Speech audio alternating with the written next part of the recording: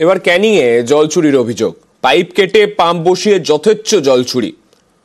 অভিযোগ পেয়ে জনস্বাস্থ্য কারিগরি দপ্তরের অভিযান। ক্যানিংয়ের দিঘির পাড়ায় পরপর বাড়ি থেকে খোলা হলো পাম্প।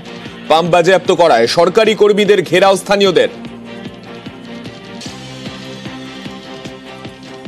কোন কারণে আমার টাইম কলে জলটা দিয়ে এখন যাচ্ছে, এখন ডাইরেক্ট লাগানো ছিল না, আমি সেই জলটা মোটর দিয়ে উপরে তুলছি। হ্যাঁ, এখন কিন্তু আগে লাগানো ছিল এটা। এইবারে আগের কথা বলছেন আপনারা এসে দেখলেন যে আমার রিজার্ভারের সঙ্গে মোটরটা ফিট করা আছে, টাইম কলের সঙ্গে ফিট করা নেই, তাহলে আপনি কেন খুললেন? আমি যে লাইনটা ভুলবশত কেটেছে ওটাতে অ্যাকচুয়ালি আপনারা ভুলবশত, কিন্তু পাইপে যে কেটে ক্ষতি করেছে ওটাতে আপনার 600 টাকা আমার খরচা আছে।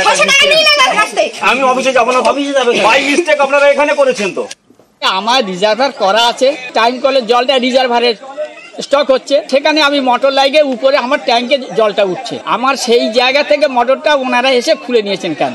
ক্ষোভ হচ্ছে এটা।